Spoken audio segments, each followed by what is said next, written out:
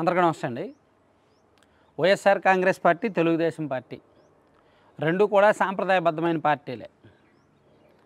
రెండు కూడా దేనికది ప్రత్యేకమే. ఎవరి వర్గం వాళ్ళకు ఉంటుంది, ఎవరి సామాజిక వర్గం సపోర్ట్ వాళ్ళకు ఉంటుంది, ఎవరి నాయకత్వ ఆలోచనలు వాళ్ళకు ఉంటాయి. సో జనసేన పార్టీ మధ్యలో వచ్చినప్పటికీ ఈ రెండు పార్టీల మధ్య నిలదొక్కుకోలేక ఆపసోపాలు పడుతూ గత ఎన్నికల్లో ఒక 6% ఓటింగ్ తెచ్చుకొని ఈ ఎన్నికల నాటికి కాస్త ఓటింగ్ పెంచుకొని తెలుగుదేశం పార్టీతో పొత్తు పెట్టుకున్నారు. సో జనసేన పార్టీకి ఉనికికి భవిష్యత్తుకి ఈ ఎన్నికలు చాలా కీలకం. సరే, ఈ పక్కన పెడితే వైసీపీ టీడీపీ ఒకరినొకరు ఎన్ని విమర్శించుకున్నా, ఒకరి మీద ఒకరు ఎంత రాళ్ళు వేసుకున్నా, ఒక పార్టీని ఇంకో పార్టీ ఎన్ని తిట్టుకున్నా సరే ఇద్దరూ కామన్గా కొన్ని తప్పులు చేస్తున్నారు. ఇద్దరు కంబైన్డ్గా కొన్ని తప్పులు చేస్తున్నారు.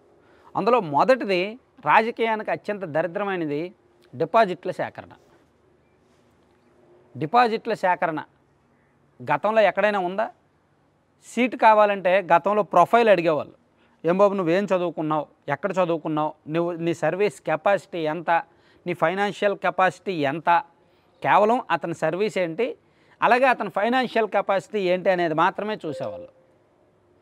అతని బ్యాక్గ్రౌండ్ ఏంటి, ఫ్యామిలీ బ్యాక్గ్రౌండ్ ఏంటి, కులం ఏంటి, ఎన్ని ఓట్లు వేయించాడు, ఎన్ని ఓట్లు వేయించగలడు, అతనికి నియోజకవర్గంలో అతనికి పట్టు ఉందా లేదా, ఇది మాత్రమే చూసేవాళ్ళు గతం వరకు. ఈవెన్ 2014 ఎన్నికల వరకు కూడా కేవలం అభ్యర్థి ఎవరైనా టికెట్ ఆశిస్తే ఆ అభ్యర్థి యొక్క ఫైనాన్షియల్ బ్యాక్గ్రౌండ్ వెరిఫై చేసేవాళ్ళు అంతే. వీడు డబ్బులు ఎంత పెట్టుకోగలడా లేదా అనేది మాత్రం వెరిఫై చేసేవాళ్ళు.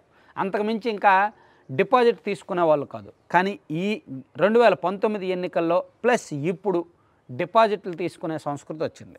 2019 ఎన్నికల్లో వైసీపీ తీసుకుంది డిపాజిట్లు, టీడీపీ తీసుకోలే. 2019 ఎన్నికల్లో వైసీపీ డిపాజిట్లే తీసుకున్నారు. ఎందుకంటే వాళ్ళు గత ఎన్నికల్లో చాలా పకడ్బందీ ప్లాన్తో ఉన్నారు కాబట్టి చివరి నిమిషంలో పంపిణీకి ఇబ్బందులు రాకుండా ముందుగానే క్యాండిడేట్ల దగ్గర నుంచి డిపాజిట్లు తీసుకొని ఎన్నికల టైం నాటికి వాళ్ళకి చేరవేయగలిగారు. తెలుగుదేశం పార్టీకి ప్లాన్ లేదు కాబట్టి, ఈ వ్యూహం లేదు కాబట్టి చాలా నియోజకవర్గాల్లో టీడీపీ పంచలేక, డబ్బులు లేక, లిక్విడ్ అందక చేతులెత్తేసింది. అంటే గత ఎన్నికల్లో పోల్ మేనేజ్మెంట్ డబ్బుల పంపిణీలో వైసీపీ అంత పకడ్బందీ ప్లాన్తో వ్యవహరించింది. ఎందుకంటే డిపాజిట్లు సేకరించి రెడీగా ఉంచారు కాబట్టి. సో ఇప్పుడు దాని నుంచి గుణపాఠం నేర్చుకున్న తెలుగుదేశం పార్టీ ఇప్పుడు డిపాజిట్ల సేకరణ చేస్తుంది. సో వైసీపీ కూడా అదే పంథా అనుసరిస్తుంది. అంటే మన రాష్ట్రంలో డిపాజిట్ల సేకరణ అనేది గతంలో లేదు, ఇప్పుడే స్టార్ట్ అయింది. ఒక్కో నియోజకవర్గంలో ఒక్కో అభ్యర్థి వాళ్ళ ఫైనాన్షియల్ కెపాసిటీని బట్టి కొంతమంది 10 డిపాజిట్ చేయాలి, కొంతమంది 20-25 డిపాజిట్ చేయాలి.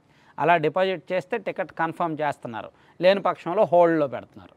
ఇలా రెండు పార్టీల్లోనూ ఉంది. ఎంపీ సీటు కావాలంటే 60 డిపాజిట్ చేయాలంట వైసీపీలో, టీడీపీలోనేమో 40 డిపాజిట్ చేయాలంట ఎంపీ సీట్ కోసం. ఎమ్మెల్యే సీటు కోసం అయితే వైసీపీలో 20-25 డిపాజిట్ చేయాలి, టీడీపీలో అయితే ఒక 15 డిపాజిట్ చేయాలి. సో రిజర్వ్ నియోజకవర్గాలు అయితే కాస్త వెసులుబాటు ఉంది. రిజర్వ్ నియోజకవర్గాలకి ఏమీ ఇంత డిమాండ్లు లేవు. రిజర్వ్డ్ కాకుండా ఇతర నియోజకవర్గాలు అయితే ఎవరైనా పోటీ చేయడానికి వచ్చిన ముస్లిం అవని, బీసీ అవని, ఎవరైనా అవని, నీ ఫైనాన్షియల్ కెపాసిటీ ఎంత, నువ్వెంత డిపాజిట్ చేస్తావు అని అడుగుతున్నారు. సో ఈ రెండు పార్టీలు కూడా ఈ విషయంలో మాత్రం తగ్గట్లా. మళ్ళీ టీడీపీ వాళ్ళు డిపాజిట్లు సేకరించేస్తున్నారు, టీడీపీలో డబ్బులు లేకపోతే సీట్లు ఇవ్వట్లేదని చెప్పి సాక్షిలో రాస్తారు.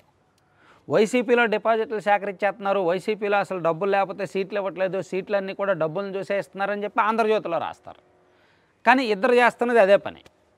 రెండు పార్టీల అధినేతలు అదే చేస్తున్నారు. ఎవరైనా క్యాండిడేట్ కలిస్తే నీ ఫైనాన్షియల్ కెపాసిటీ అంత. ఈవెన్ సీఎం గారు కూడా, జగన్మోహన్ రెడ్డి గారు కూడా ఫస్ట్ ఎవరైనా పలానా సీట్ అడిగితే ఎంత పెట్టగలవన్నా అడుగుతున్నట్టు, ఎంత పెట్టగలవన్నా.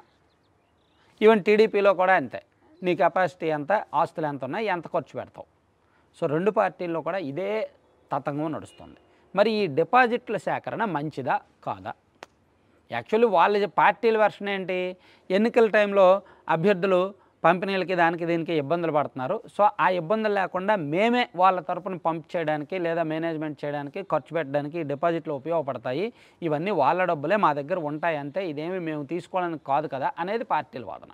కానీ రాజకీయాల్లో ఎన్నికల్లో సీట్లు ఆశిస్తున్న అభ్యర్థులు కోట్లు డిపాజిట్లు పెట్టాలంటే ఎక్కడి నుంచి తీసుకొచ్చి పెడతారు? సో కొత్త వాళ్ళు ఎందుకు రాజకీయాల్లోకి వస్తారు?